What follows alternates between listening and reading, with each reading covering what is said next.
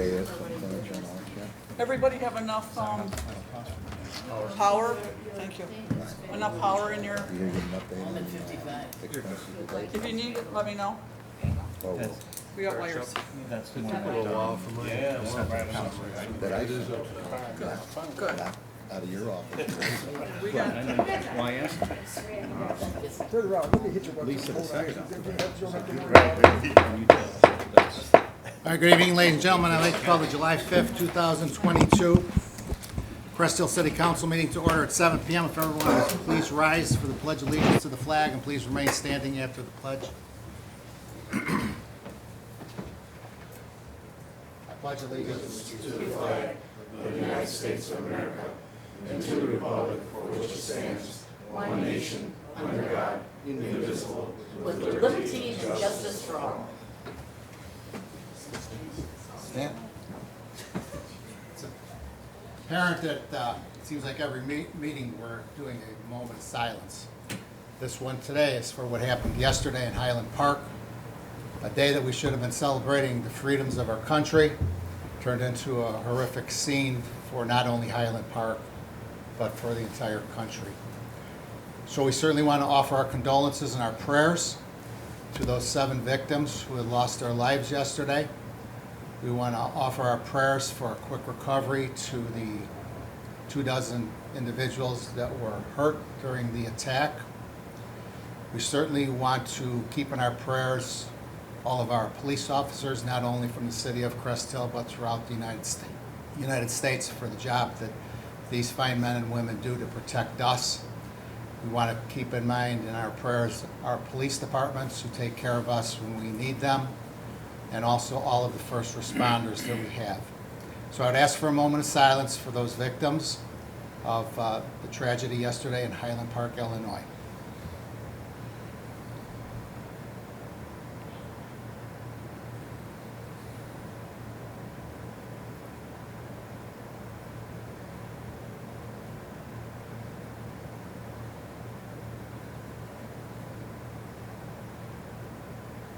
Thank you. Roll call, please, Chris. Ray Solomon, Here. Glenn Conklin, Present. Scott Dyke. Here. John Verche. Here. Darrell Jefferson. Here. Claudia Gazal. Here. Tina Oberlin. Present. Mark Sepiti. Here. Nate Albert. Here. And Joe Kubal. Here. Thank you. Okay, you have before you the minutes of the Crest Hill City Council meeting held on June 20th, 2022. Motion would be in order. So moved. We have a motion by Alderwoman Gazal, seconded by Alderman Verche for the approval of the June 20th, 2022 Crest Hill City Council minutes. Questions or comments? Roll call, please. Scott Dyke. Yes. John Verche. Yes. Darrell Jefferson. Yes. Claudia Gazal. Yes. Tina Oberlin. Yes. Mark Sepiti. Yes. Nate Albert. Yes. And Joe Kubal. Yes. Motion carries. Thank you. And you have before you the minutes of the June 27th, 2022 work session. Motion would be in order. Second. We have a motion by Alderman Verche, seconded by Alderman Dyke for the approval of the minutes of the work session held on June 27th, 2022. Questions or comments? I have a comment, Mayor. I'd like to make a statement about the June 27th work session so that the minutes can more accurately reflect what transpired that evening. A significant portion of this work session pertained to ongoing construction issues that continue to plague the over-budgeted city center project.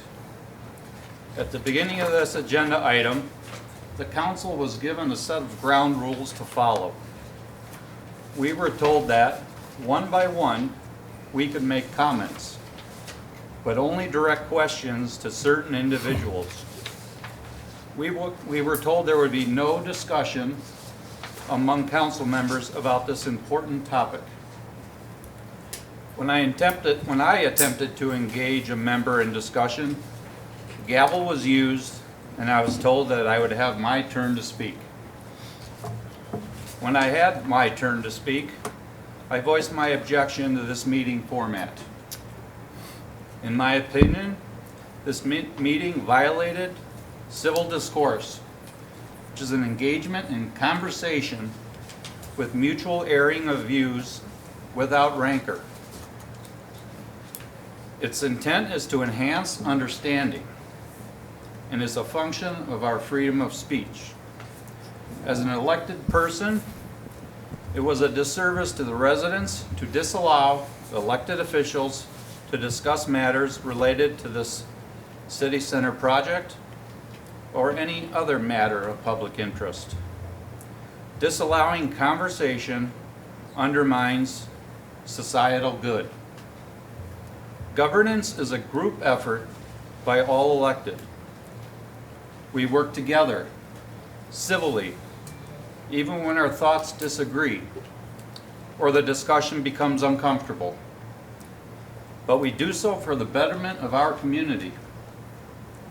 In the future, I personally hope that this format is not continued, and I will not prescribe to a meeting format that does not allow discussion, and I encourage my fellow council members to consider the same. Thank you. Okay, thank you for your comments. Anybody else, questions or comments? I agree with everything he said. I agree as much. So do I. Roll call, please. Darrell Jefferson, Yes. Claudia Gazal, Yes. Tina Oberlin, Yes. Mark Sepiti, Yes. Nate Albert. Yes. Joe Kubal, Yes. Scott Dyke, Yes. John Burchett. Yes. Motion carries. Thank you. Okay, we do not have a business promotion this evening. On to our city attorney, Mike Stiff. Good evening, Mike. Good evening, Mayor and Council. I do not have any agenda items to see, but we'll have an executive session at the end. Other than that, I'm happy to answer any questions. Any questions of city attorney? All right, thanks, Mike. Moving on to our city administrator, Jim Marino. Good evening, Jim. Good evening, Mayor and Council. At the June 27th work session, we reviewed the list of additional work that needs to be performed at the city center. This was work that was prepared. The list was prepared by Harbor Contractors. We reviewed that at that meeting, and items were prioritized as high, medium, and low. Council agreed that it was necessary to perform the high and medium work items. So Harbor edited and updated that list and removed the low priority items. And they also removed construction of a coat closet for employees. And I provided you in the packet the updated list of the cost for this work, which is $851,904. In addition to this, Harbor would need to be engaged to oversee the completion of this construction. They would serve as the general contractor and have an on-site supervisor to schedule all the contractors, oversee their work, and make sure the work is done properly. I provided you with a proposal from Harbor for this work, which is $277,480. These funds were not appropriated in the budget because at that time we didn't know what the cost of these items would be, so we could not include them in the budget. Therefore, the council needs to approve a amendment or adjustment to the appropriation ordinance to provide funds for these two items, the construction of the work and Harbor's labor to oversee the project. The total amount for that is $1,129,384. So you have before you an ordinance that would supplement our budget to allow for this amount of money to pay for these two items. And just for the record, this does not include the dais yet, right? No, it doesn't. And I have one more question on the list. Is there a way, since we're eliminating the closet for the front area, is there a way we can move those individual cabinets that you have in all the executive offices? Because you're gonna be in the back, you're not gonna need, you can put a hanger behind the door. I mean, I just think it looks more professional for the resident when they walk in, there's cabinets with clocks. When I did the tour, I noticed there were cabinets with slim cabinets. Right. For closet. Is there a way that we can do something like that to provide closets? Yes, I will try to. The company we're using for all the furniture is Warehouse Direct, and there's additional furniture that needs to be purchased, and they're preparing the cost for that, so I'm gonna have to bring that before you as well. What I'll do is I'll ask them to include a price for those types of closets for the employees. So that'll be added to the list of furniture that they're already working on. So that means we're gonna add more money. For the closets, For- yes. I thought the whole idea why we're not doing the closet is because I'm a little confused. So you are gonna add Well, my- closet to the existing furniture in the front rooms? Well, I guess maybe I don't understand what you're asking for. I thought you were asking for some type of, you know, a closet or a hanger, maybe it's a coat hanger. No, okay, so At let the me- employee's cubicle? Right, so in the list, the majority here agreed that there's no need to build a closet for all the staff. That will be public works, not public work, would be building, clerk, finance, correct? Correct. Because it was $12,000, whatever the number was. I was thinking about when I did the tour, I noticed in all the executive offices, there's slim cabinets, part of your furniture, that they have locks on them, that they're coat closets. Can we move those to the front? Because you have like an example, you, the mayor, whoever have offices like you as well, right? You have those. You guys you have a closed door. Nobody's gonna see what's in there. Instead of having a mess in the front when the resident come in.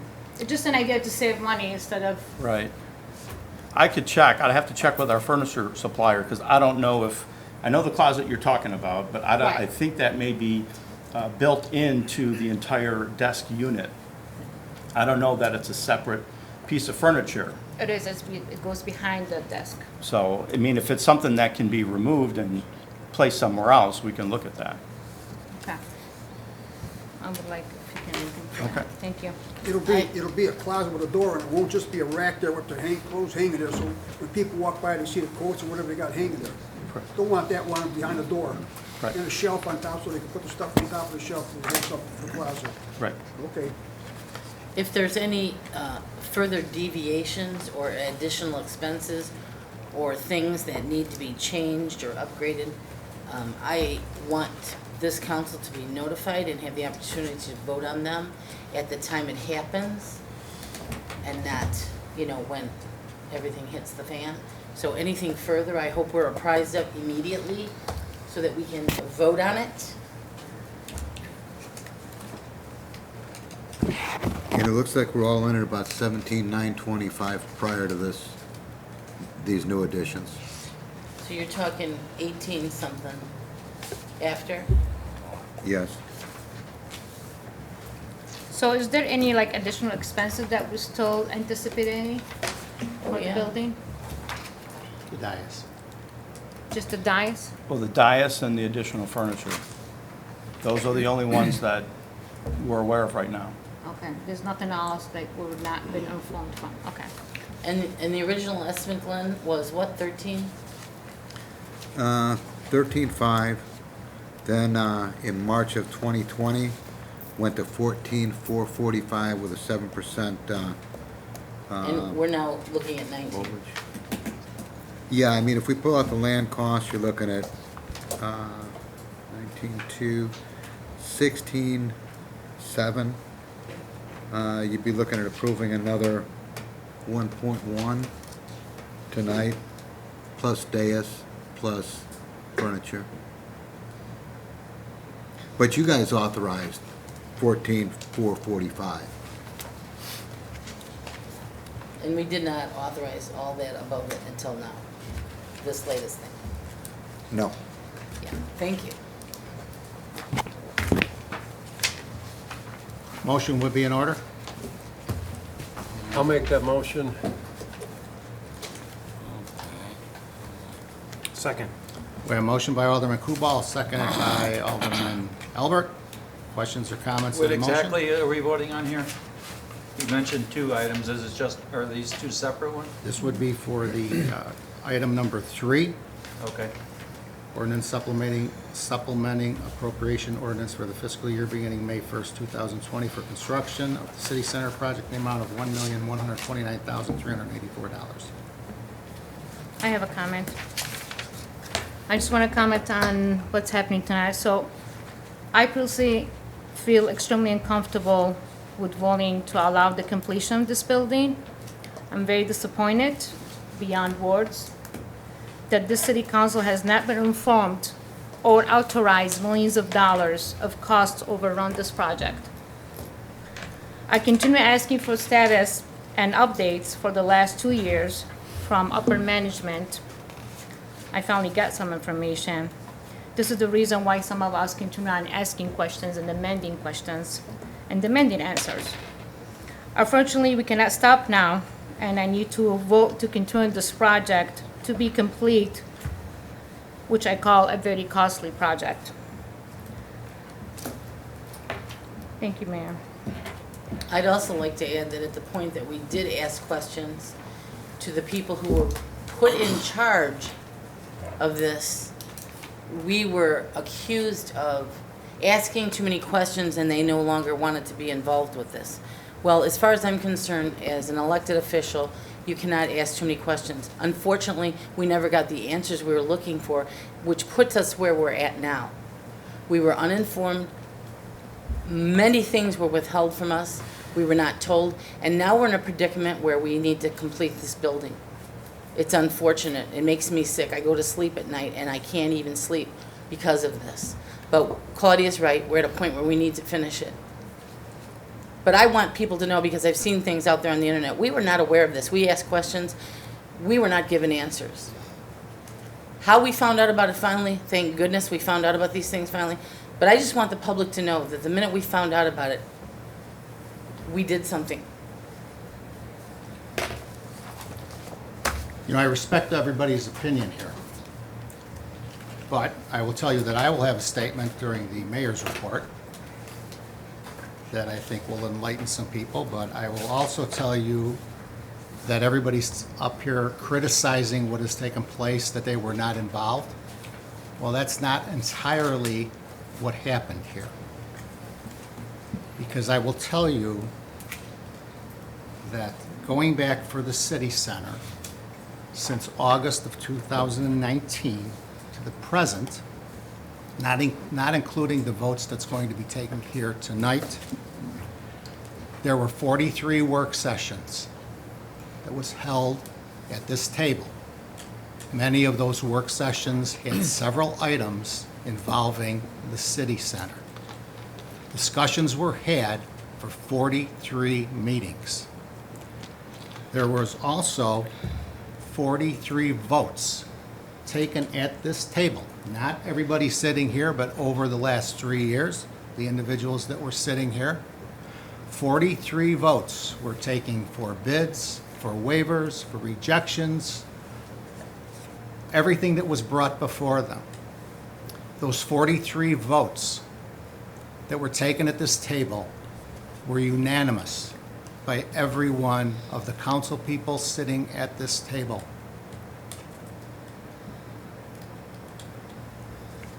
Outside of a very few instances during those meetings where somebody was absent. So they were informed. And again, I'm going to give you a statement during the mayor's report that I think will kind of calm some of the waters around here. I also have the facts and figures for the public works, but we're not speaking about public works tonight. So I want to say that we did the best we could by keeping everybody informed. I will tell you that I myself was not informed of a lot of things. But I will also tell you that when a new set of eyes were brought in here, some things were found, and I was notified of it. We reacted swiftly, and that's why we are here today. That's my only comments. We have a motion on the table. Is there anybody else that would like to make a comment before I ask for roll call? Yeah, I do. This is for the elected officials, Glenn, I'm sorry. I'm an elected just for now. official, right? But it's an elected official that has the voting power at this table. Well, if That's you what want we're us gonna to do on this vote, one right we now. want him to speak then, otherwise I'm So not I would gonna ask if vote. any of the elected officials that are going to have voting power in regards to this question, please speak now if you'd like. Mayor, I'll why don't ask you for let roll him call. speak? What is the point? I mean, if you want us to vote, I am not gonna vote until the treasurer, he's the treasurer. I need some information. Go ahead, If we Glenn. have nothing to hide, why ahead, would not let go him ahead. speak? I will comment that repeatedly during those discussions on that building, I can't This- hear you, Glenn. Mike's not going to help.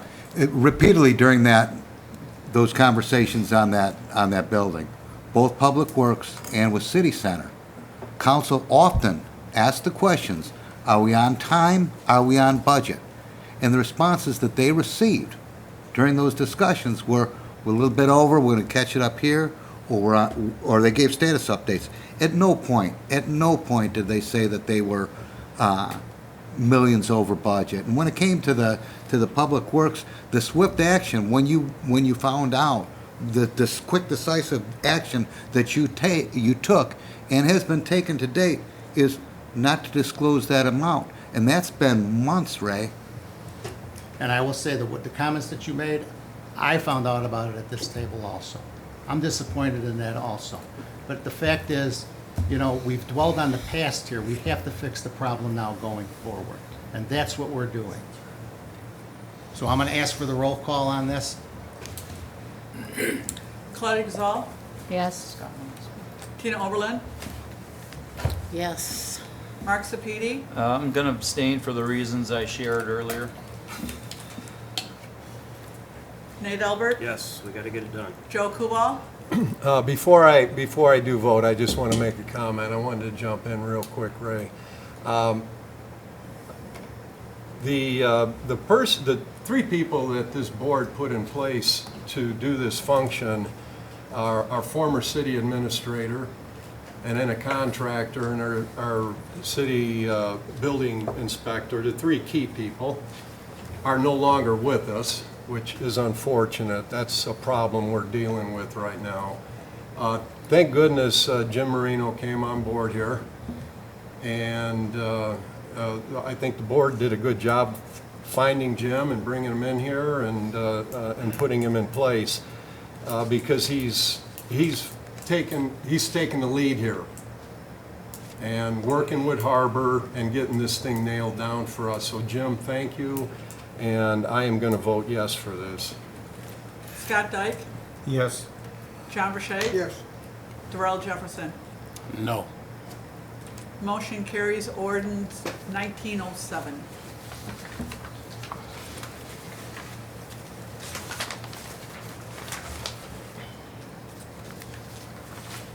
The other item before you is a change order with Harbor Contractors to provide construction management services for the work we just discussed in an amount not to exceed $277,480. As I mentioned, this is the work to oversee the project, coordinate the contractors and the scheduling of the work, have an on-site supervisor when all the work is being performed. In your packet was the change order provided by Harbor and some explanation on what they anticipate the timeline to be. This is through January of 2023, but they don't expect that it will take that long. They're estimating on the high end, so it may not be as much as we're approving tonight. But this needs to be approved by the council so that Harbor can begin right away in scheduling the work that needs to be done. So move, Mayor. Second. We have a motion by Alderman Albert, seconded by Alderwoman Gazal. Questions or comments to the motion? So Jim, this number cannot go up, will not go up. You're approving it not to exceed, so it will not, if it does need to go more than that, it has to come back to you for approval, but we don't expect that it will. Roll call, please. Tina Oberlin, Yes. Mark Sepiti, Yes.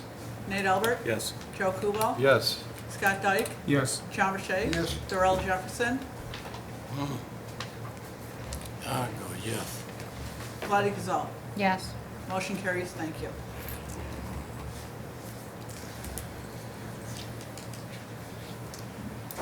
Anything else, Jim? No, that's all I have. Any questions of City Administrator? Yes, June 17, you sent an email about taking this hiring of the clerk off the agenda. Are we gonna get this on the next work session? I could take a look at it, yes. Well, you replied to me saying that it's gonna be on the next agenda. So so it's not ready? No, it's not ready. Why are we like keep stopping all these process? well, we don't have enough staff to do all the work. So I'm serving as the HR manager in addition to trying to do everything else I'm trying to do, so. That's gonna go out of civil service list, right? You're hiring? So I just hope it's gonna be on the next agenda.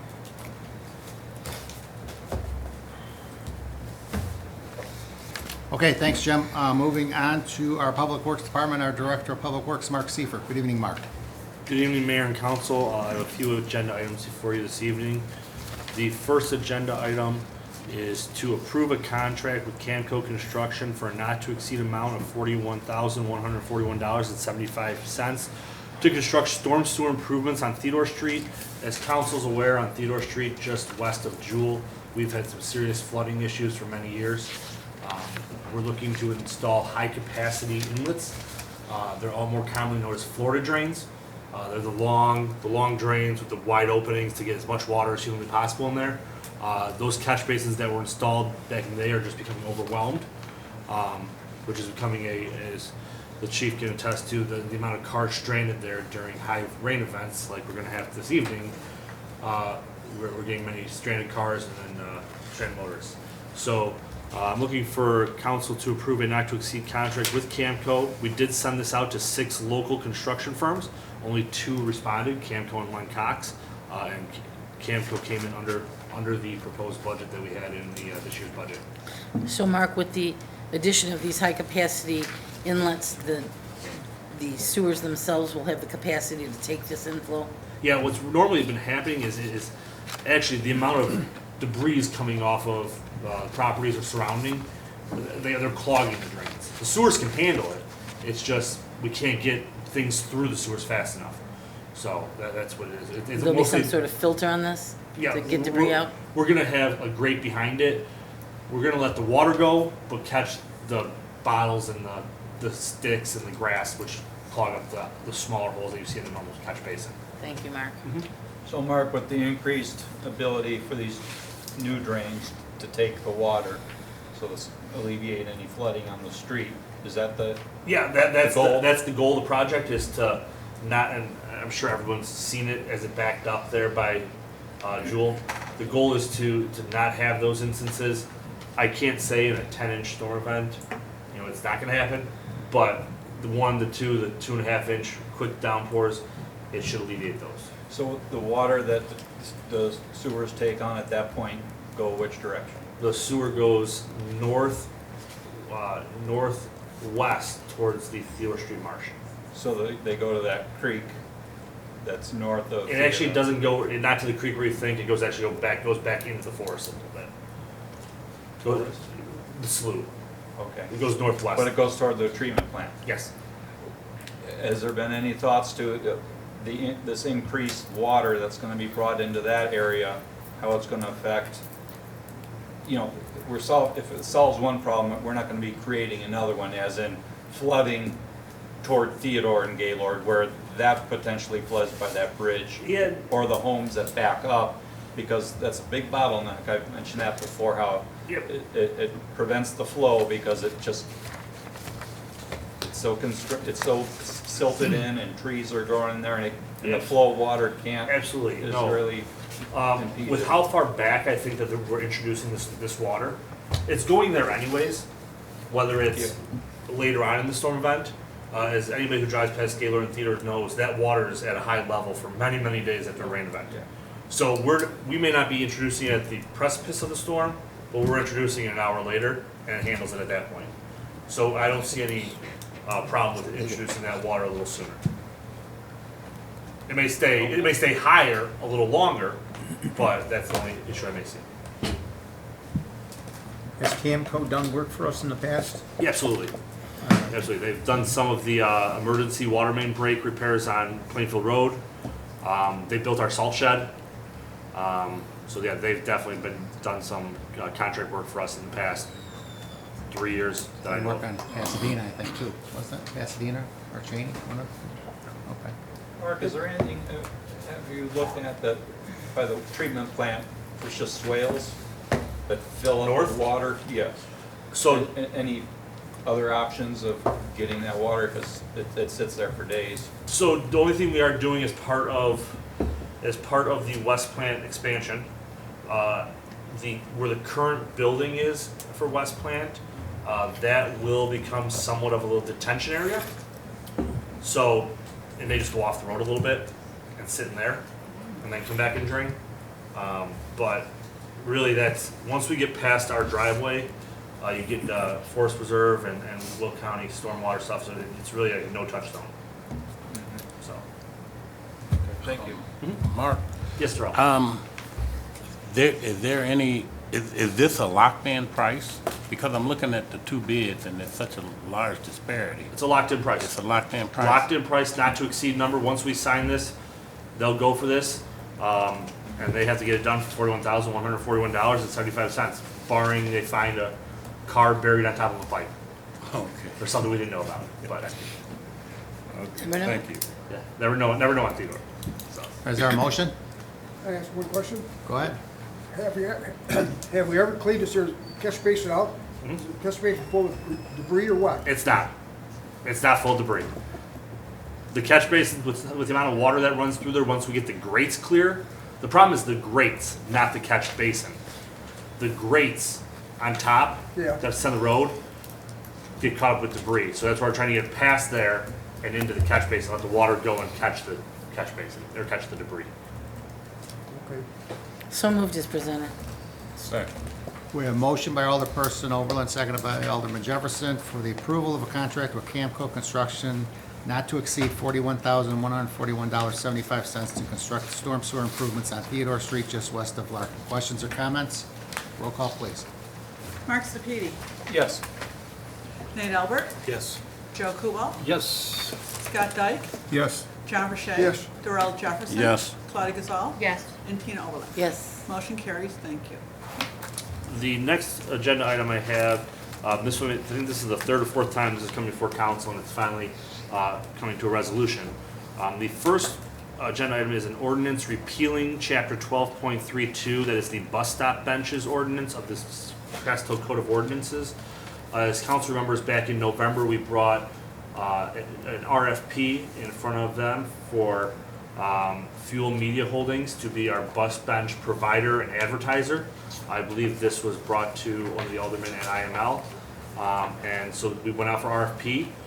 Fuel Media was selected. Over the last few months, we've gone back and forth with them through our attorneys to finalize the contract. It is the same as I presented during the RFP session. It is Fuel Media is providing an advertising incentive of $300 per year per bench, or 20% of the net revenue, whichever is greater, and at the locations that we had previously. So this first portion is repealing the bus stop benches, so then we can just put the contract would be what takes place over the bus benches, not the ordinance. So we're looking for a motion to approve the ordinance repealing the bus stop benches portion of the city code. So move. Second. Mark, one question. Does Fuel Media Holdings, so they would be responsible for finding advertisers to go on the benches? Yep, and then we also have the final say on who the advertisers are. So all those would come before, who has the final say? It's basically who the advertisers are. They are not allowed to have certain types of tobacco, alcohol, sexually oriented Immoral. businesses, yeah, stuff like that. So it's prescribed in the contract. So. Okay, we have a motion by Alderman Kubal, seconded by Alderwoman Gazal, for the ordinance repealing chapter 12.32 bus stop benches of the Crest Hill City Code of Ordinances. Read it by Alderman Albert. What was you? Oh, I'm sorry, I thought it was Joe. Any questions or comments in regards to the motion? Roll call, please. Joe Kubal, Yes. Scott Dyke, Yes. John Verche. Yes. Darrell Jefferson. Yes. Claudia Gazal. Yes. Tina Oberlin. Yes. Mark Sepiti. Yes. And Nate Albert. Yes. Motion carries. Ordinance 1908. The next agenda item is, sorry, I have to click over one. The next agenda item would be executing the contract with Fuel Media. At this time, since we have repealed the bus bench ordinance, now we have to execute the contract with Fuel Media to be the bus bench supplier and advertiser. Like I mentioned, $300 per year per bench, or 20% of the total net revenue. This is a 5-year contract with an additional 5-year add-on if both parties agree. So over the anticipated, the base income over the 5 years of the contract is $22,500. Compared to the $2,625 we would have got under the old ordinance. We're looking for a motion to execute the contract with Fuel Media. So moved. Second. We have a motion by Alderman Sapiti, seconded by Alderperson Oberlin to approve a contract with Fuel Media Holdings for the bus bench advertisements and bench replacements throughout the city. Questions or comments? Roll call, please. John Rashay, Yes. Darrell Jefferson, Yes. Claudia Gazal, Yes. Tina Oberlin. Yes. Mark Sepiti. Yes. Nate Albert. Yes. Joe Kubal. Yes. And Scott Dyke. Yes. Motion carries. Thank you.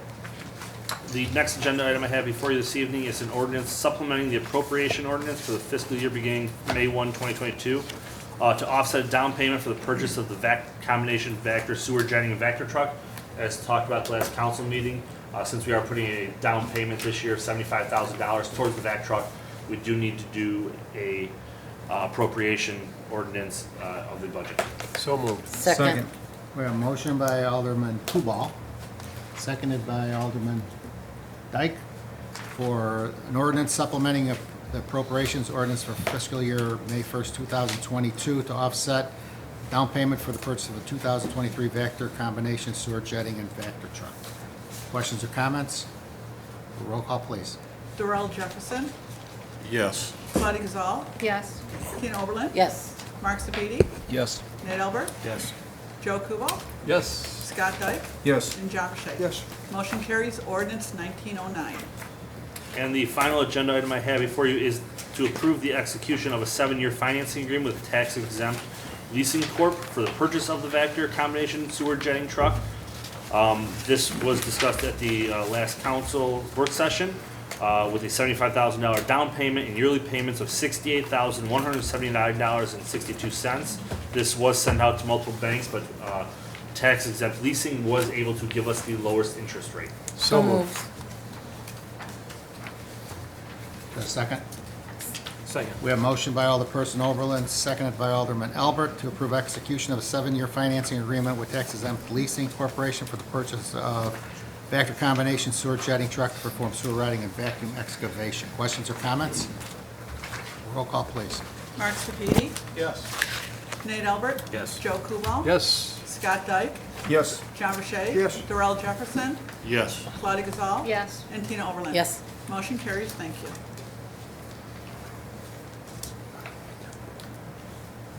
Those are the only agenda items I have before you this evening. I'd be happy to answer any questions you may have. Any I was questions? of wondering, Public Mark, Works? where we're at with the landscaping over there on Broadway by the viaduct? We have entered into a contract with the field, just waiting on them to get out there. So, Okay. uh, Are they gonna be like, where they're gonna maintain like on a monthly basis or we something? got them out there for the first time for a cleanup, and that was a combination of my fault and their fault. I thought they were going out and they didn't, and they're waiting for the call.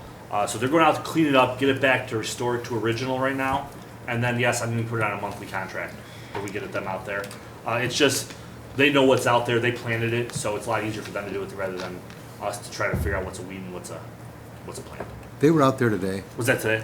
They were today, I saw. Oh, okay, I wasn't on Broadway. I don't know how far they got. They were on. I know it's gonna take them a few days just because of the amount, but, so they're out there. We're getting Okay, it done. all right, thank you.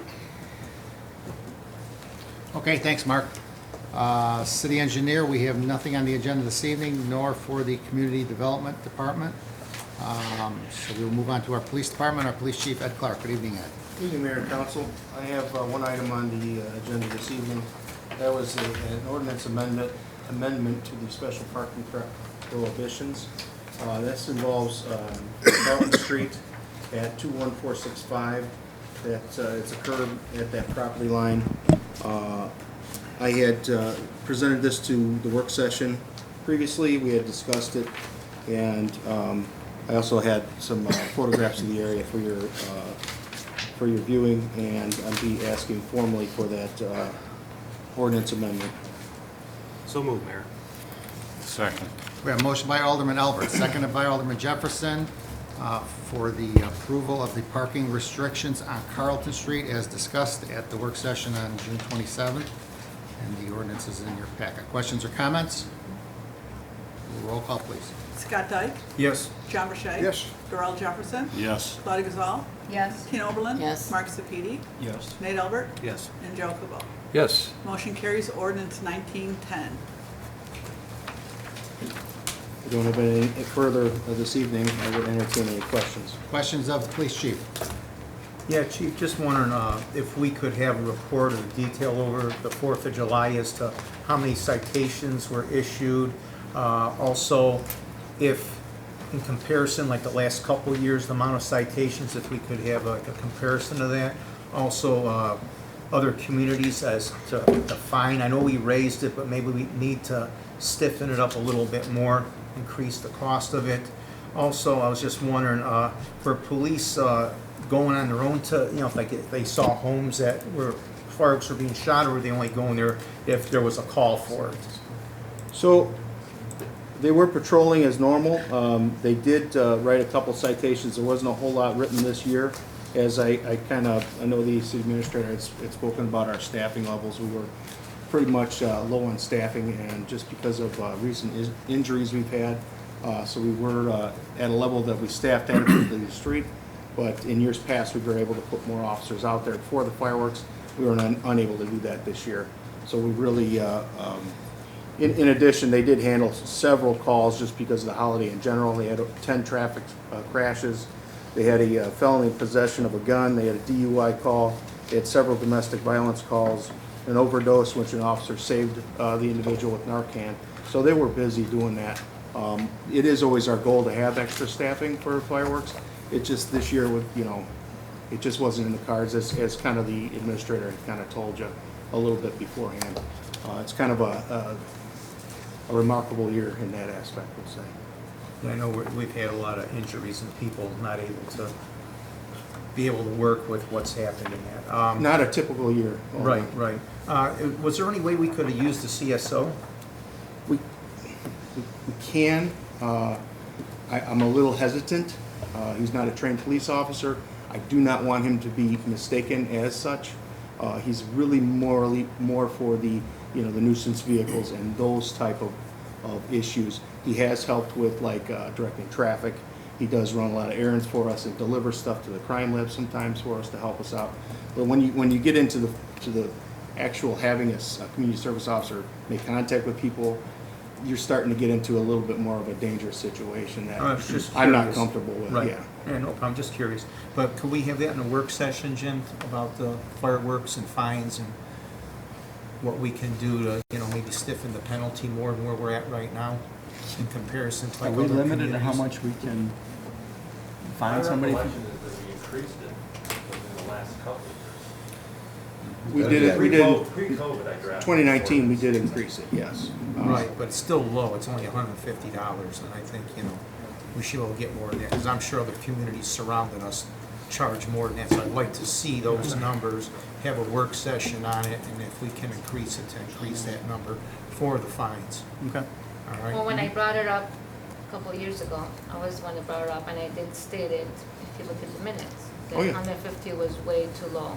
Because if people can spend $1,000 or more for fireworks, $150, and that's their comments constantly, $150 is nothing, I'm gonna continue on doing it. I mean, I think Joliet has $1,000 fine, if I'm not mistaken. Somebody stated that, if we can look into it. Could afford some OT on that kind of money. Pardon me? Could afford some OT on that kind of money. Yes, it is, and it's something I'm going to be discussing with the city administrator. There'll be some changes as far as the holidays are concerned. Absolutely. Okay, any other questions? All right, thanks, Ed. Thank you. Moving on to the mayor's report. First of all, let me say that I want to offer my thanks to our previous administrative hearing officer. Gabe Arenik was with us for 3 years, did a fantastic job, was well liked by city staff. He's actually was doing Homer Glen and Crest Hill, and he decided to take a step away from both of those positions. So with that, we had to go out and find a replacement for Gabe Berenik, but I certainly want to, again, offer my thanks. He was very dedicated. He was here every month and did a fine job for us. But I have before you information for the appointment of Charles DeVrint as our next administrative hearing officer. You have an agreement before you. He came highly recommended from our city attorney, Mike Stiff. He also is administrative hearing officer in the village of New Lenox, and he came highly recommended from both Mayor Tim Balderman and from their city administrator, Kurt Carroll. Chuck was here last week, June 27th, with us, met the city council. The questions were answered. Again, the agreement between the city of Crest Hill and the independent hearing officer is before you. I would ask for a motion for approval. So moved. Second. We have a motion by Alderman Dyke, seconded by Alderman Vershete, for the appointment of Charles J. DeVrint as the independent hearing officer for the city of Crest Hill. Questions or comments? Roll call, please. Nate Albert? Yes. Joe Kubal? Yes. Scott Dyke? Yes. John Burchett? Yes. Darrell Jefferson? I'm going to abstain for the reasons I stated when he was here. Claudia Gazal? Yes. Tina Oberlin? Yes. And Mark Sepiti? Yes.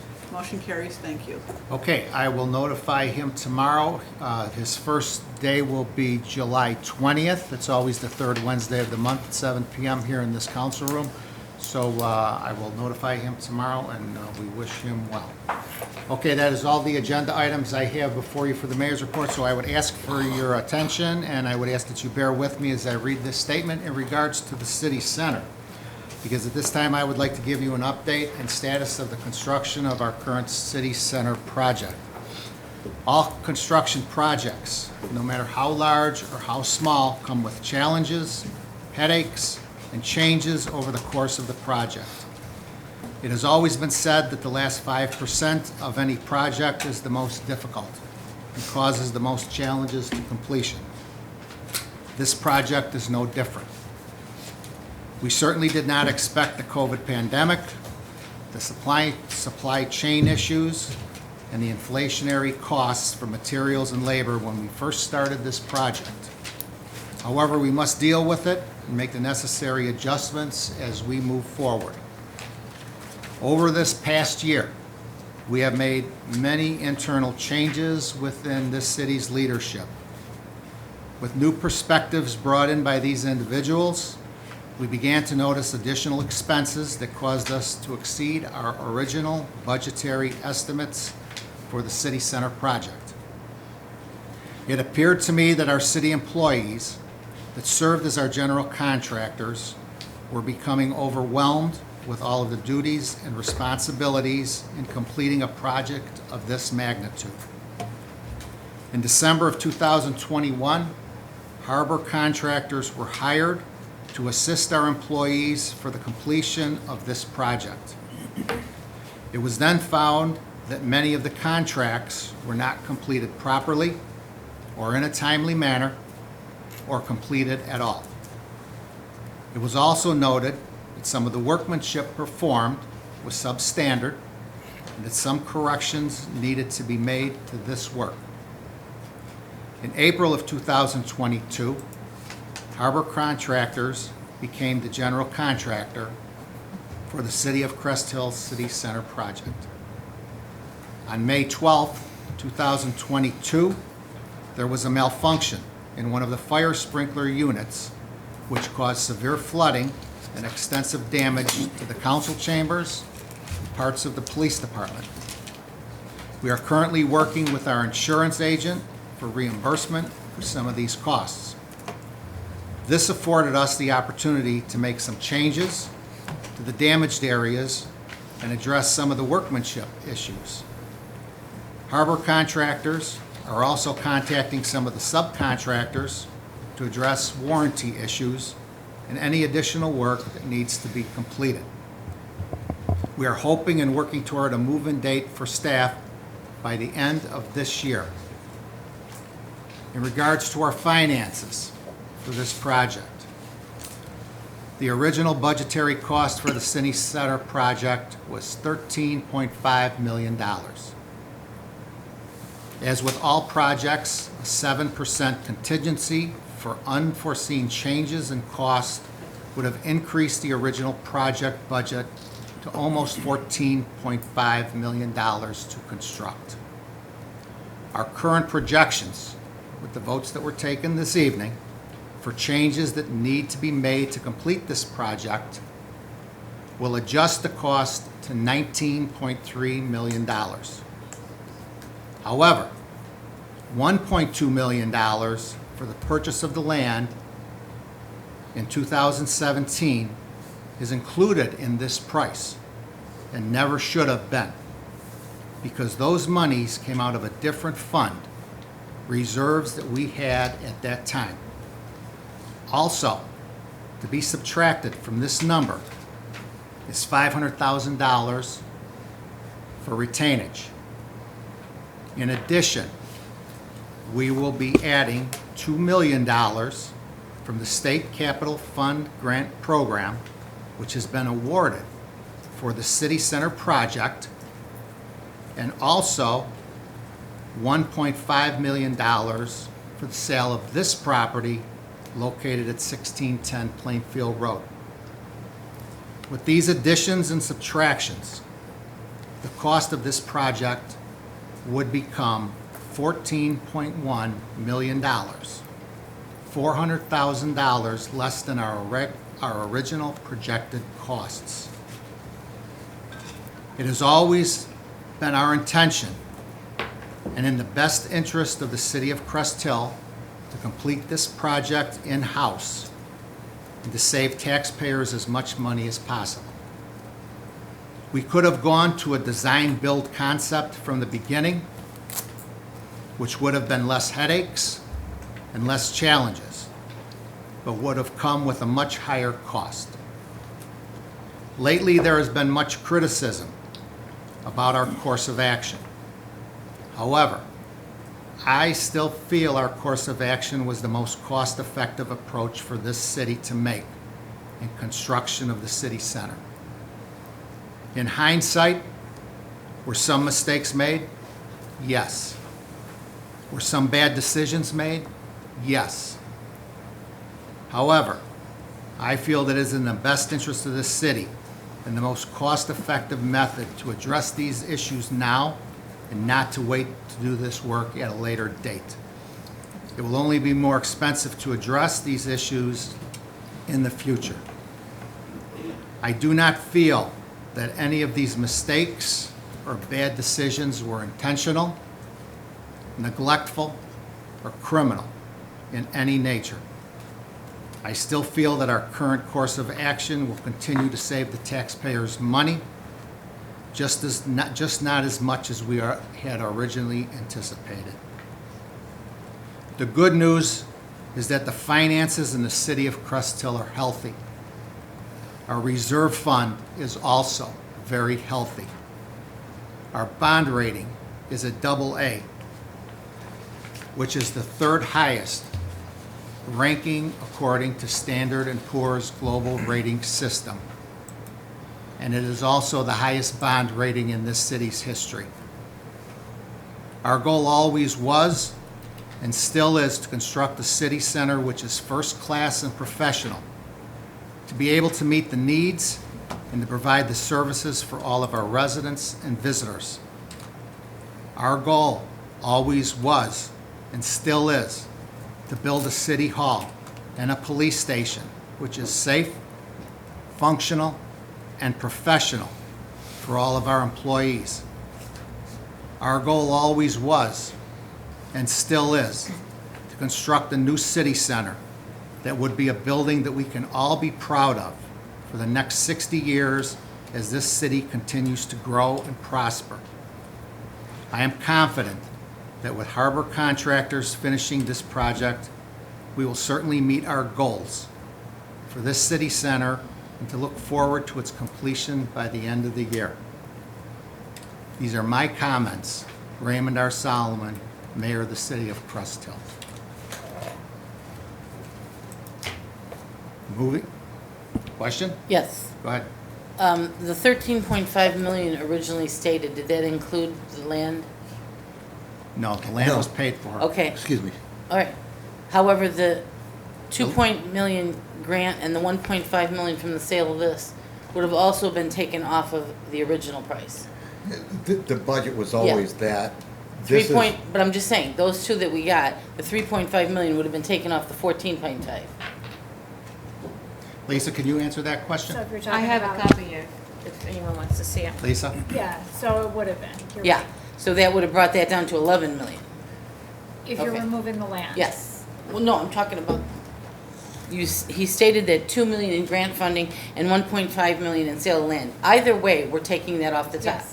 That's what this land was appraised for, was 1.5 million. So taking it off what you spend now and saying it's only this, but you would have also taken 2.5 million off the original projection of 14, or the second projection of 14.5, which would have brought that down, with my math, to 11 million. That's correct. Okay. Just want apples and apples. Sure. Okay, we'll be moving on to our city clerk, Christopher Shea Hall. Can I just Go ahead. comment a little bit on what you Yeah. said? I agree with you with COVID. Nobody knew what was happening with COVID. We're not blaming you for that. And I see you did your homework 45 work session, correct. But I was the only elected official, and go pull the minutes, since you've been doing your homework, maybe you should pull the minute, that I oppose to take public building department from the city to build City Hall. And please go ahead and look at the minutes for that. I would like a copy too when you do that. I know you were in the same spot as us, but for almost 2 years, I kept asking questions in every meeting here, and you can pull the minutes on that as well. I kept asking for updates over and over and over, and no updates. Who was managing this project? Somebody has to approve these purchase order, right? Yeah. All I I can mean, say I is know I you're think, the I same think, spot like I us, think but that, who was- I think who that was was doing hap- that? I think that was happening is that a lot of the changes did not come before us. We found that out after the fact. A lot of the changes were just made internally and did not come to this table. I would agree with that. But there were a lot of the 43 votes that were taken, and I have 6 pages of them right before me, where we did approve changes, both for this building and the Public Works building. But there's also Did we many approve every one of changes, them? No. That, Correct. I made the comment. Were some mistakes made? Yes. many mistakes, and why we continue approving these mistakes, and why this council was not notified of these mistakes instead of like, oh, it's a wrong wall color, oh, that was on your term, right?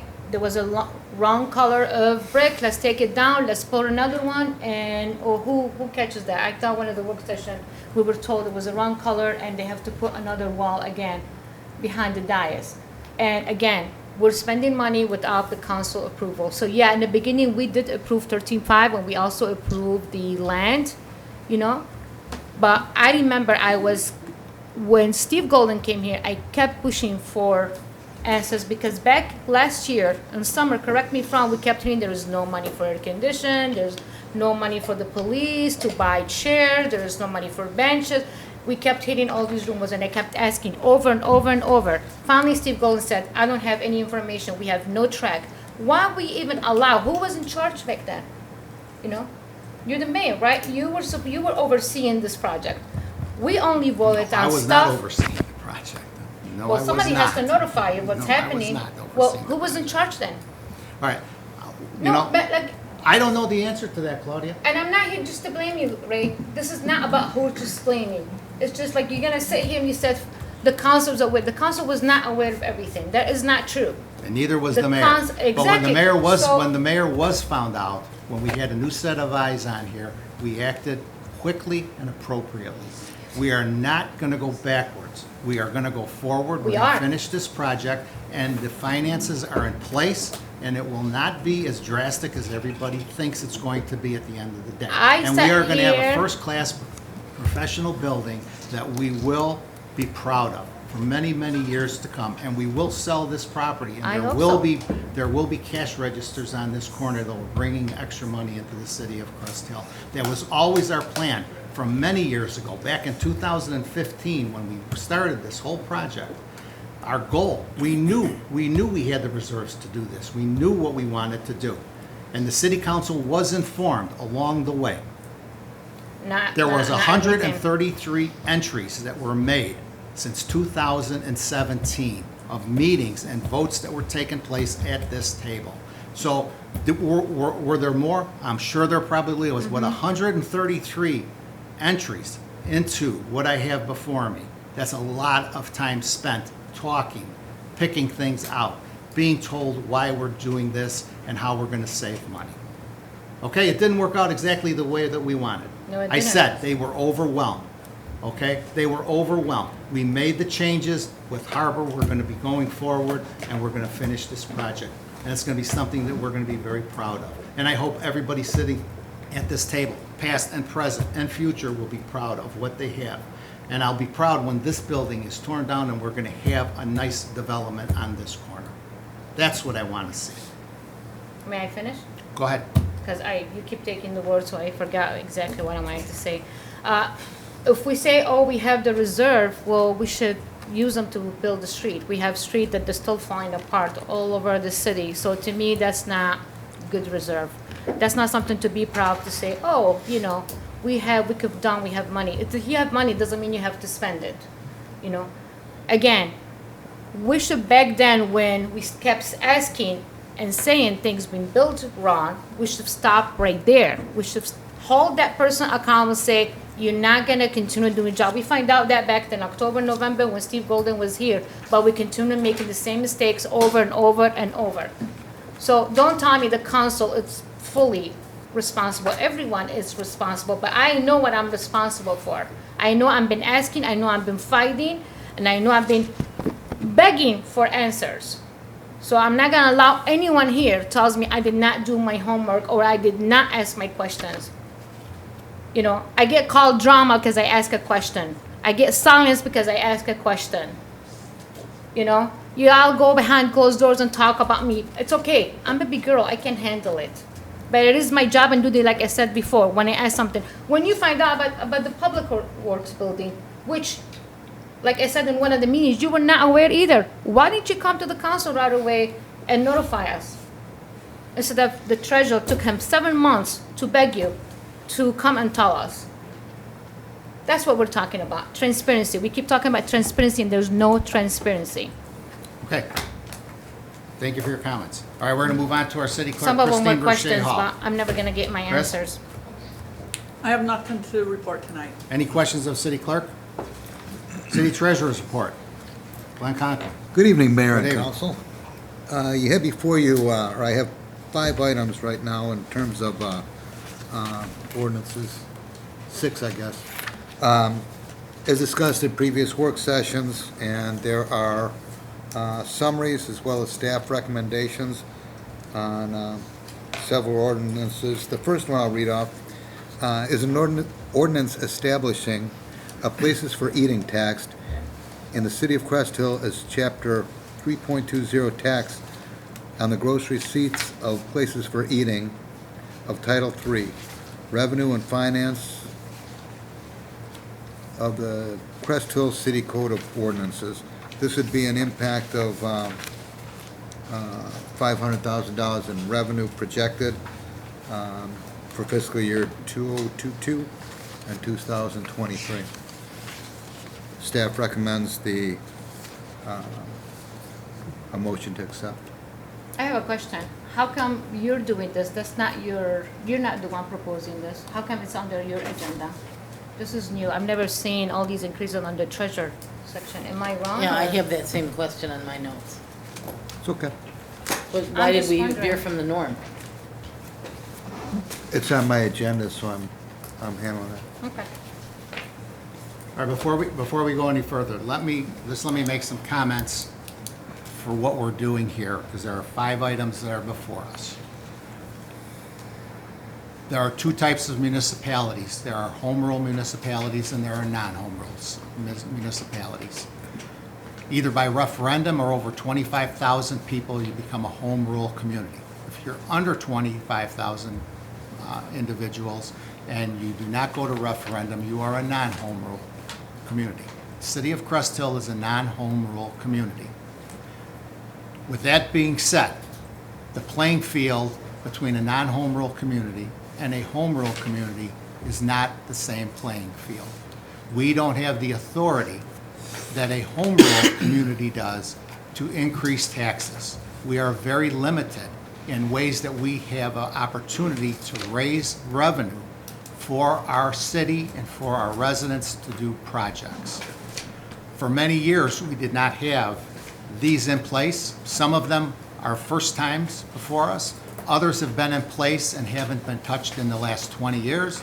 Some probably longer than that before we have made any adjustments to the costs that are going to be coming before you this evening.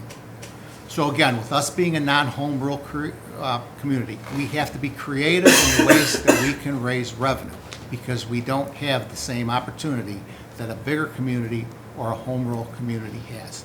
So we have to take advantage of the options that we have before us. And I know it's difficult times, but at the end of the day, most of these that are going to be coming before the City Council tonight are user fees. If you use them, you will pay for it. If you do not use them, you will not. So with that being said, you have a recommendation from city staff. We did discuss this in length last Wednesday on last Monday, June 27th. So I would ask for a motion in regards to the recommendation for the places for eating tax. Question, Mr. Mayor. Question, Treasurer. This 500,000 projection, what's the plus minus on that? If we fall short or go over, is there a plus minus? Obviously, I don't have a crystal ball, but based on we currently receive food money, so it's just extrapolated from that number. It's an approximation. Lisa, can you expound on that? Well, it depends on when we would implement it. I think originally we thought we were gonna implement it earlier in September, but I think we need to give the restaurants time to adjust and explain everything. So I think now we're thinking January 1st. Lisa, microphone. I don't even know, I don't think it's on. No? So anyway, So I'm not that concerned about it. We may fall a little bit short. It's just, again, it was a timing when we talked about it during budget. I think we thought we were going to implement it a little bit early, but if we can implement it January 1st, I think we should be okay. But then also that depends on the people who are going to be eating out. So we don't know with the recession and if people are going to pull in their belts and they're not going to be going out to eat as much. But we think it's a good thing, as Mayor said, it's a good thing to think about because as far as the ability to raise revenues, we're really limited. So this is one place where we can actually take advantage of it. But is that 500,000 an average over the last 5 years? So it was, I mean, it's is that how you basically kinda was got- taking a look at the receipts and then backing into it, taking 2% of that, so. But you did more than Yes, you we did. several years. We did, we averaged it, so. And hopefully that's conservative. I think we originally, when we did it, we came up with a higher amount, but we wanted to be conservative the first time around. Thank you. Sure, and I'm gonna try to implement something where they can, restaurants can pay their tax online. So to make it as easy as possible, so trying to minimize the paperwork and there's gonna be some upfront work, but, we're ready to do it. Okay, motion would be in order?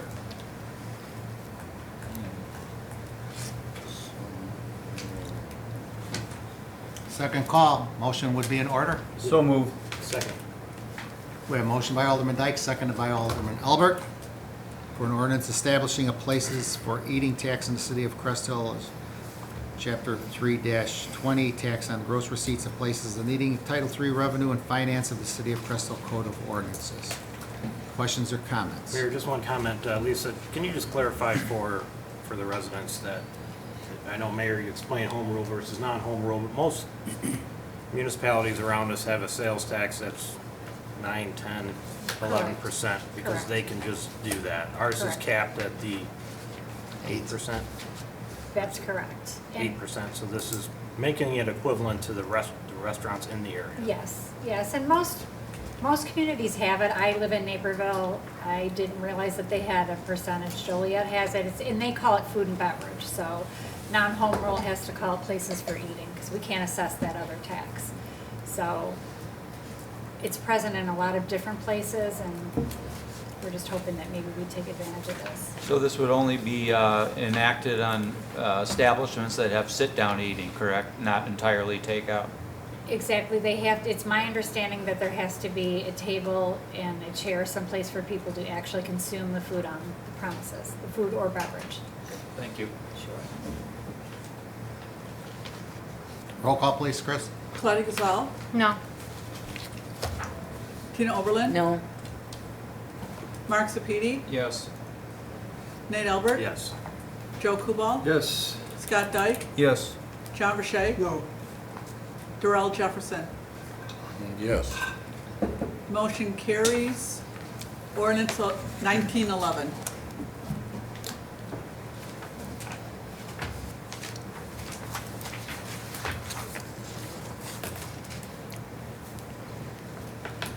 Okay, next. I don't want to interrupt. No, go ahead. Oh, okay. Next is, I seek a motion to approve an ordinance amending sections 5.48.020, 5.48.030, and 5.48.060 of Title V, Business Licenses and Regulations, Chapter 5.48, Automatic and Manual Burglar and Fire Alarms of the City of Crest Hill Code of Ordinances. As a summary, in that particular one, it's looking to increase the costs for alarm registration and false alarm fees. It looks to me that the last time this was updated was 1996, did I say? 1991? 1996. February of 1996 was the last time it was updated, so it's 26 years. Questions or comments? What are we looking to do with this, with these changes? I know we're gonna increase the fee, but how much of an increase? It's really a, there's some nuisance to the responses. Without penalty on the false alarms, there's an inclination not to have it fixed, repaired, or be a little bit more cautious. There's also the hookup fee. It's not a huge impact on our budget, but I think we're looking at 51 grand Yes, that's all in correct. on an annual basis. So it does help us out, but I think it puts us more in line with other municipalities and gives somebody the, I think, a little impetus to make sure they're not running false alarms on us. Okay. No, I asked that because I've shared with some residents about this. Some of them didn't even know it existed. So, and they have security systems in their homes, so that, and they were asking about the amount, and is it an annual thing, or every 6 months, or every 3 months? They had those questions, and I kind of guessed it was an annual fee, but the amount, I didn't have anything on the amount, but it was what it currently is and what it would be in the future.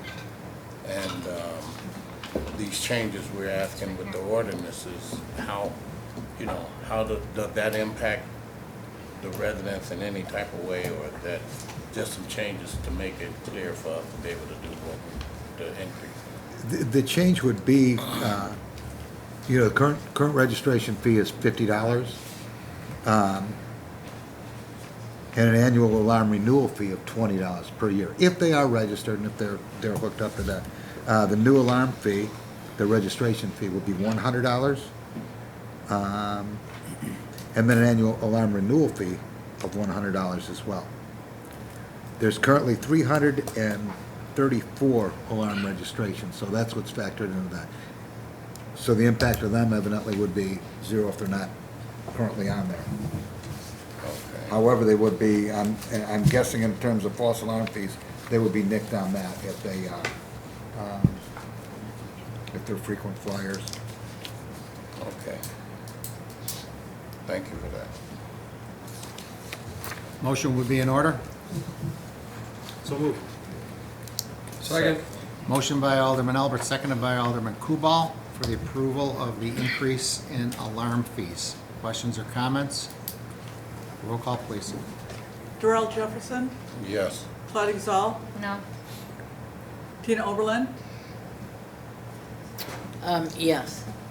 Mark Sepiti, Yes. Nate Albert, Yes. Joe Kubal, Yes. Scott Dyke, Yes. and John Rashay. No.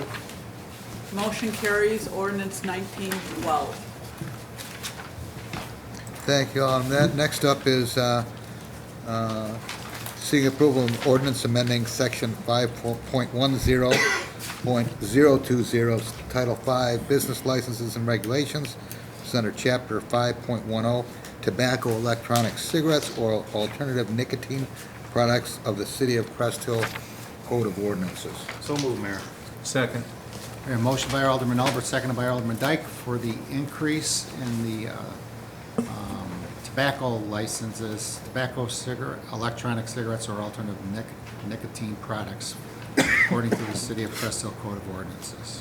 Questions or comments? Roll call, please. Tina Oberlin, Yes. Mark Sepiti, Yes. Nate Albert, Yes. Joe Kubal, Yes. Scott Dyke, Yes. John Rashay, Yes. Darrell Jefferson, Yes. Claudia Gazal. Yes. Motion carries. Ordinance 1913. Thank you all. Next up is an ordinance pertaining to the licensing and regulations of video gaming for the City of Crest Hill. Again, for this one here, this is under the mayor, actually, the video gaming with the liquor licenses. We do have 107 machines in the city of Crest Hill. Each establishment has the ability to have 6 machines per establishment. We have never charged any type of license fee or any type of fee for the machines since the inception of video gaming in the city of Crest Hill, which has been, I think, now pretty close to about 8 years.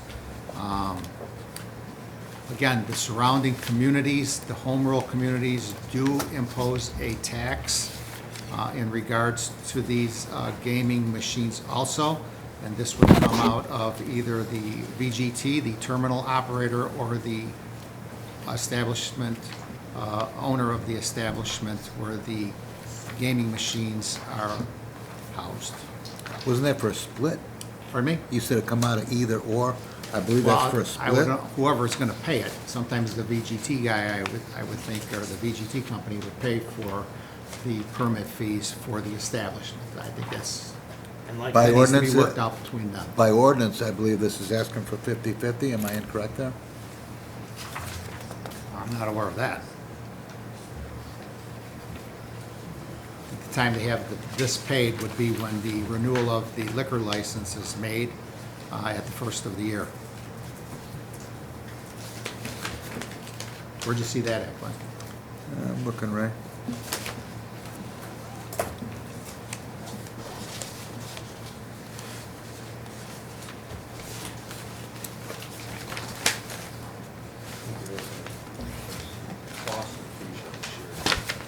Please read that out. 5.77.060 license fees. The fee for an operation of video gaming terminal shall be $250 per terminal annually. The cost of this fee shall be shared equally between the terminal operator and the applicable licensed establishment. That's what I'm speaking of. Okay. However, we get our money as long as. I think I asked at the work session if there's any way we can make it just come all from VGT. That's the only way that I would vote yes for this ordinance.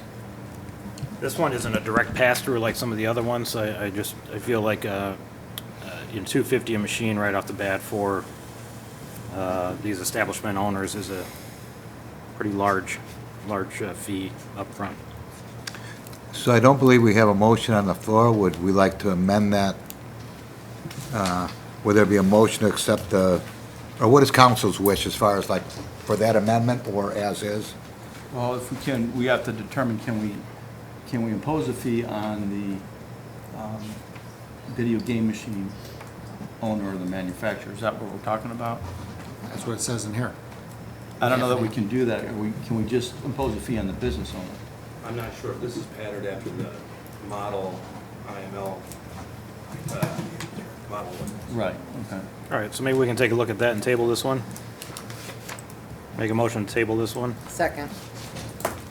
Okay, we have motion to table this one. Alderman Albert, seconded by Alderperson Oberlin. Questions or comments to the motion for the tabling of the video gaming license fee? Roll call, please. Joe Kubal, Yes. Scott Dyke. Yes. John Burchett. Yeah. Darrell Jefferson. Yes. Claudia Gazal. Yes. Tina Oberlin. Yes. Mark Sepiti. Yes. And Nate Albert. Yes. Motion carries. Thank you. Okay, appreciate it, everybody. Next is an ordinance amending 5.36.035 license, fee of Title V, Business Licenses and Regulations, Chapter 5.36, Solicitors of the City of Crest Hill City Code of Ordinances, excuse me. So move, Mayor. Second. We have a motion by Alderman Albert, seconded by Alderman Serpiti for an ordinance amending the business license and regulations for solicitors in the city of Crest Hill. Questions or comments? So are we saying that each person, if there's a group with 4, they each need a permit? Yes. Okay, because it seemed a little vague in this description. Yeah, it doesn't apply to the organization. It's each individual that is going to be actually doing the solicitation. But if they're sent out by an organization, why wouldn't we tag the organization? I don't think individually, they're coming out there in support of the organization. I'm thinking if I'm a John Doe helping an organization out and they ask me to go out and solicit, I'm not looking to pay a fee for soliciting for this organization. Well, and that may have been how it was originally in the ordinance, because all we're doing is changing the fee. I don't think we're changing how we assess the fee. Correct. We're just increasing the fee. I think he might be getting confused with, like, No, he said that the question was asked, are we assessing the organization or individuals? And I heard individuals. Oh, I think the thing is, it's by the nose count that's out there. So the organization sends out 5 reps, there'll be 5 They'll pay fees 5 assessed to fees. that organization. Right. The volunteers not necessarily coming out of pocket on that, Jerome. I'm sorry. Okay, roll call. Scott Dyke. Yes. John Burchett. Yeah. Darrell Jefferson. Yes. Claudia Gazal. Yes. Tina Oberlin. Yes. Mark Sepiti. Yes. Nate Albert. Yes. Joe Kubal. Yes. Motion carries. Ordinance 1914. Thank you all. Next is the ordinance amending Chapter 15.08 pertaining to building permit fees, including sections 15.08.020, 15.08030, 15.08.040, 50, 55, 070, and 100 of the Code of Ordinances of the City of Crest Hill, Illinois. So move. Second. We have a motion by Alderman Albert, seconded by Alderwoman Gazal for the ordinance amending the building permit fees for the city of Crest Hill. Questions or comments? Roll call, please. Mark Sepiti. Yes. Nate Albert. Yes. Joe Kubal. Yes. John Burchett. Yes. Scott Dyke. Yes. Darrell Jefferson. Yes. Claudia Gazal. Yes. And Tina Oberlin. yes. Motion carries. Ordinance 1915. Take this time to very much thank you, Lisa, for your help in constructing these, your summaries, your analysis of the cost, both in what it costs to implement as well as revenue. You did a real wonderful job there, and I appreciate your help. Now back to the normal agenda items. Oh, and by the way, I did want to also thank you for being the one that did discover the cost overruns on the buildings. That was on your watch, back when Thank Steve was first around. Thank you. Next, I'd like a motion to approve regular and overtime payroll from June 6th, 2022 through June 19th of 2022 in the amount of $255,183.59. Glenn, don't you usually just report that and we don't vote on that? Excuse me, I don't want a motion to approve that. I just want I was wondering. to what's make going you on. aware of that. Someone inform me of that. Excuse me. Thank you. Thank you for the help. It's been a long night.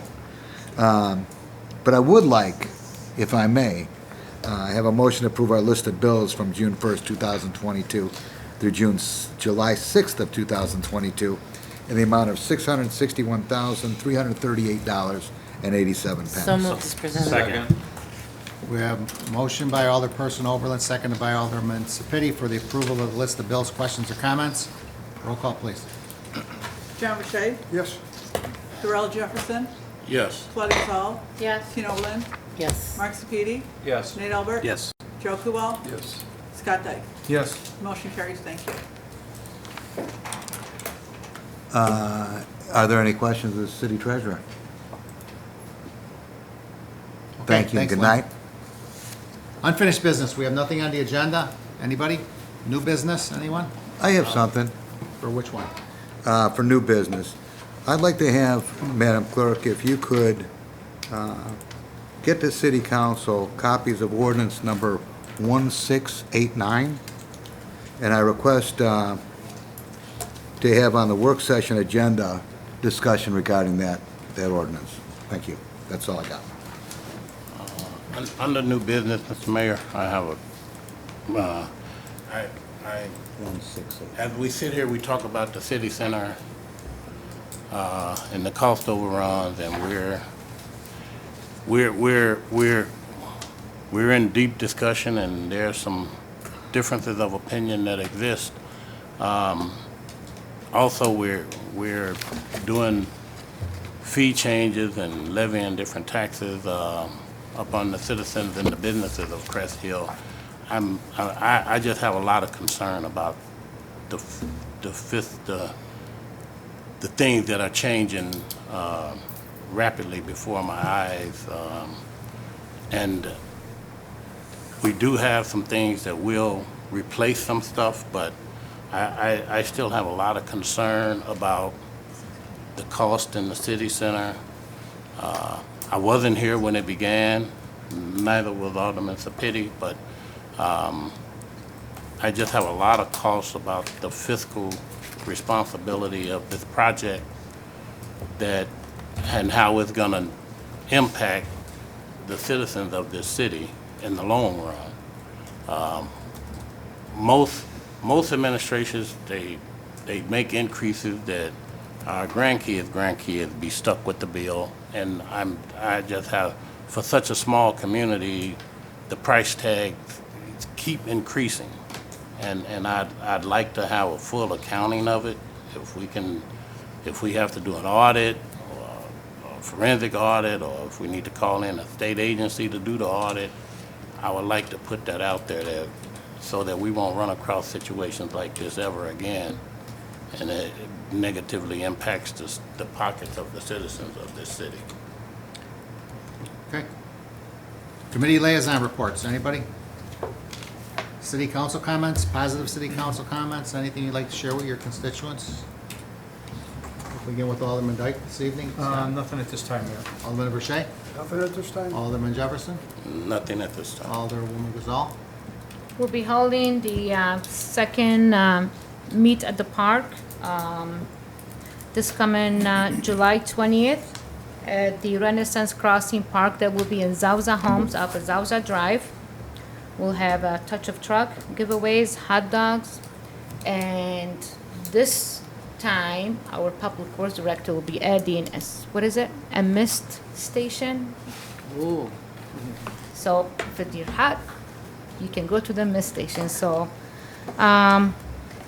this last one was very success. So I want to thank again Public Works and and Chief for helping me with this. So I hope to see the resident of Ward 2 and anyone else is welcome to do so. We'll have fire trucks, the bus. This year we added a school bus to it. And come out and talk to us and enjoy the time. On birthday cake? Why? For my birthday? If you come, we'll make you Oh, birthday. okay. Come. Alderperson Oberlin, Nothing at this time. Alderman Sapiti, Nothing at this time, Mayor. Alderman Albert.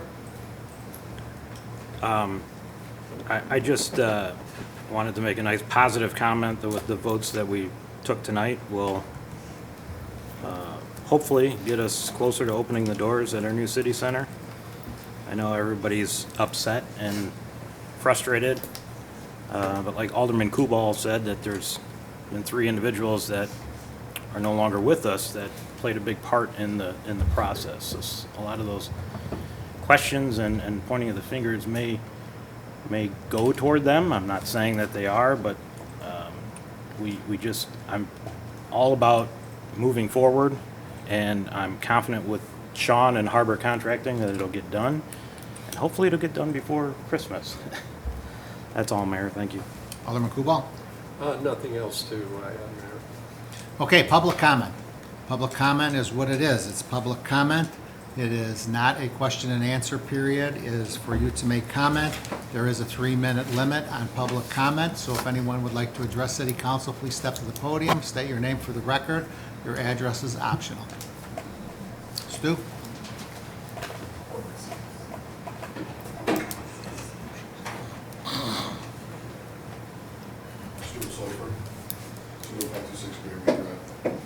First thing that's in regards to I guess these are new rules, is that this is a 3-minute limit. I have a list of items. Is it 3 minutes period, or is it 3 minutes per The item? rules actually have been in place since about 2014. Okay, we only started saying it a couple weeks ago, or a couple meetings ago, so. Yeah. Shame on me. Right, can I get a clarification? Is it 3 minutes period, or is it 3 minutes per item? It's 3 minutes, period. Okay, well, I hope that we can get them through that. The first thing is that I want to ask, it is a question, it's more because it's a clarification. In your agenda item where you approved the change order for basically $1.12 million, it says in there that includes the $277,000 that Harbor is charging. Correct. But then you had another change order for $277,000. Glenn, this is his time to make public comment. If you want your questions answered, you can stick around for after the meeting, and we'll try to answer your questions, or you can give Well, us a call I don't tomorrow. know, I think it should be answered. I mean, this is something to be clarified. So, from that standpoint there.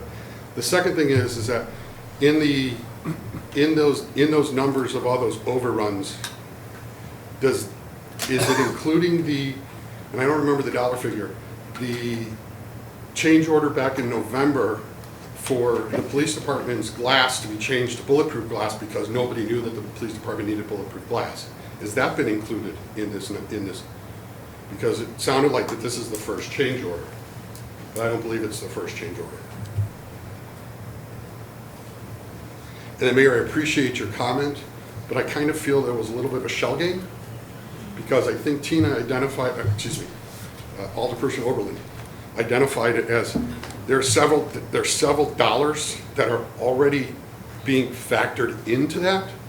So as she had pointed out, is that those numbers come away anyway, but you're saying that that's a benefit, and it's not a benefit because it was already there. So I kind of feel that was a little bit of a shell game that you played there with the numbers. But I appreciate the comments. And I think I'm almost out of my 3 minutes, but and I know I have a few more Yeah, items. keep going.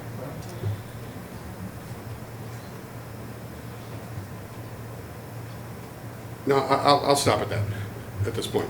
Okay, thank you. So- Anybody? You're done? Would you comment back against it? No, this is your public comment. I- It's your time. I'm thanking you for your comments. I was just If wondering you'd if you'd like to comment stick back around- If against you'd it, like to that's all. stick around until after the meeting, we'll try to answer your questions, or you can certainly stop in tomorrow and we'll sit and talk with you. Okay. I think that everybody would like to know what the answer is now, though. Okay. Anybody else like to address City Council during public comment?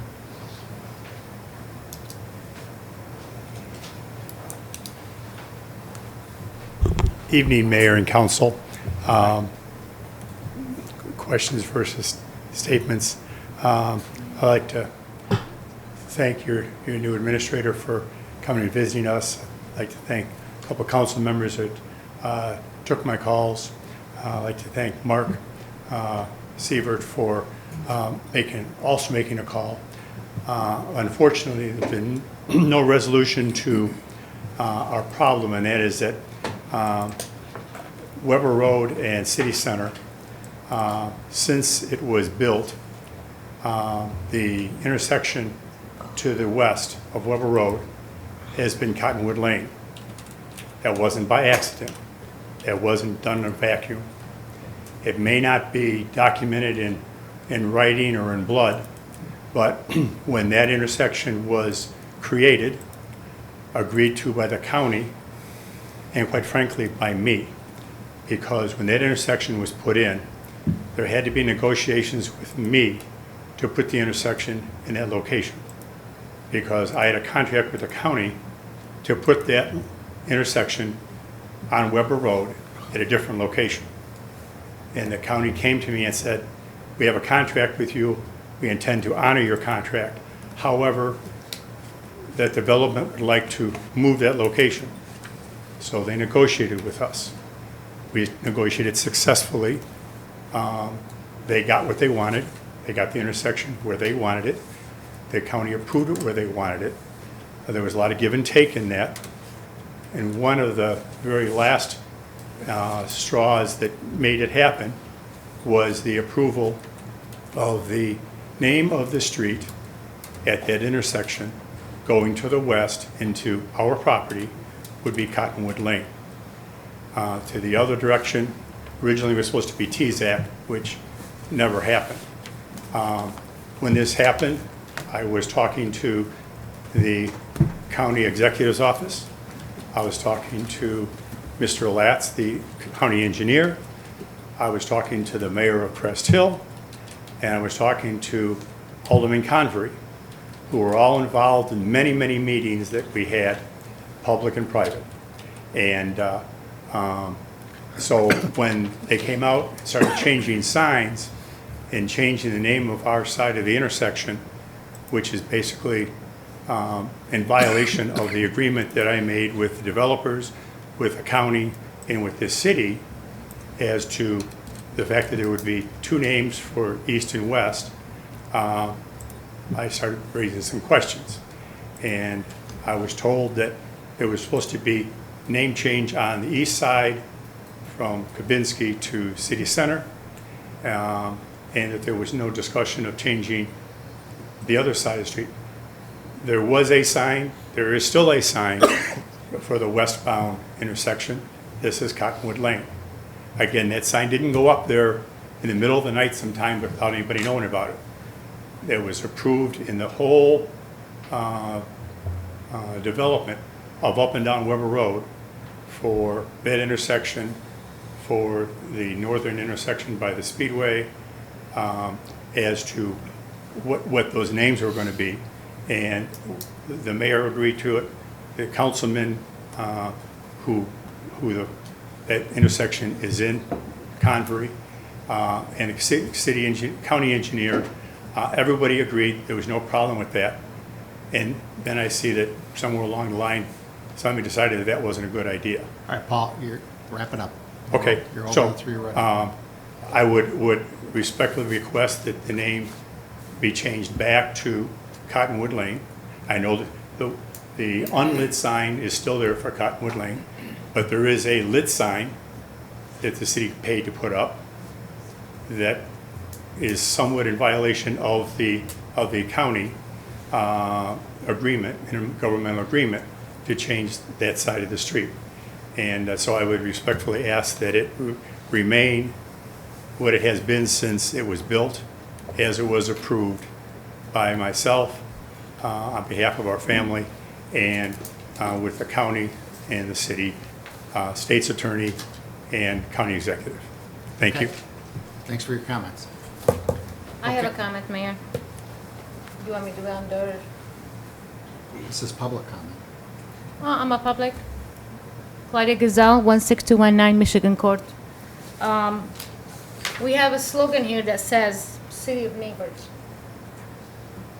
Do we remember why we put that name, City of Neighbors?